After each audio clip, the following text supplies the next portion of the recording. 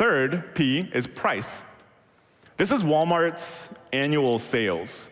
So in 1972, they did 78 million. That's not an error, it's just so small on the chart you can't really see it. So in 1972, they did 78 million, and 10 years later, 2.5 billion that year. 10 years later, can't really read this, 45 billion or so that year. That is because they gave people low prices. So this is never a fact. I'm not saying we all have to just be the cheapest person, but this is a fact we should know, is that low prices help you sell more stuff. So I kind of think there's two ways to drive sales. One is you charge a low price. You don't really have to market because people like low prices.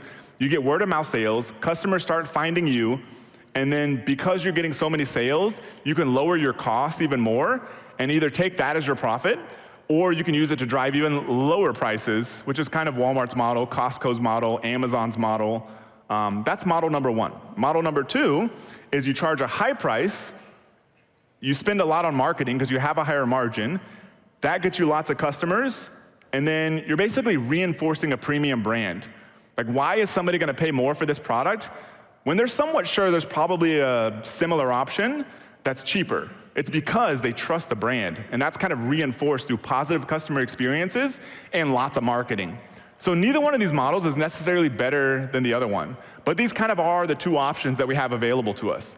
I think either way, the goal is to build, as Warren Buffett says, a moat around your business.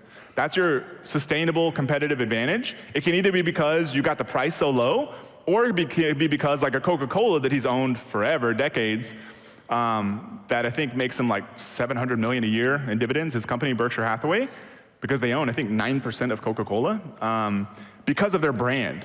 For 100 years, they've been running advertising, so they've got this brand that's not a close substitute. You know, they've done the taste test we're all kind of aware of. If somebody does a blind taste test, they prefer Pepsi. If somebody they can actually see the can, they prefer Coke. It's because of that brand, because of the association. So what is a good strategy here? I think one is that it was actually used by a company Warren Buffett bought back in 1972 called See's Candies. So there's something interesting on this chart. So it's 5-year increments. So they were doing 17 million pounds of chocolate in the first 1972. 5 years later, pounds of chocolate, which is basically total number of units, that increased by 23%. 5 years later, it increased by 16%. But look at their profits. Their profits in the first 5 years increased by 200%. Then their profits increased by 100% in the next 5 years. What was happening? Their unit volume wasn't going up very much, but their profits were exploding.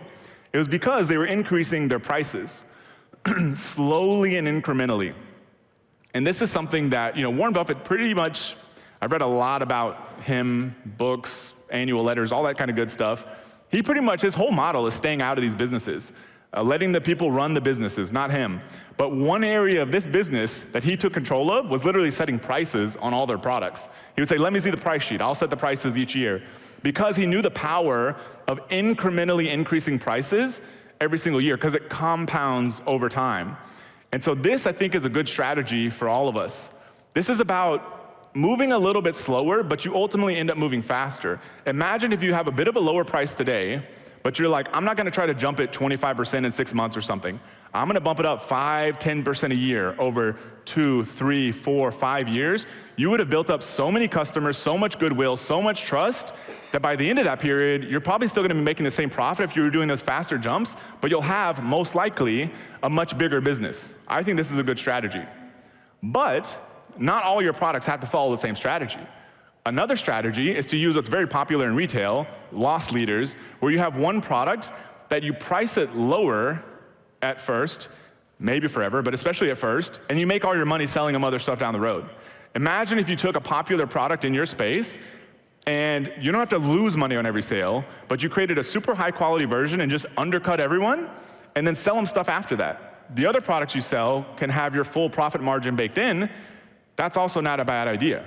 Just depends how much of a long game you want to play here.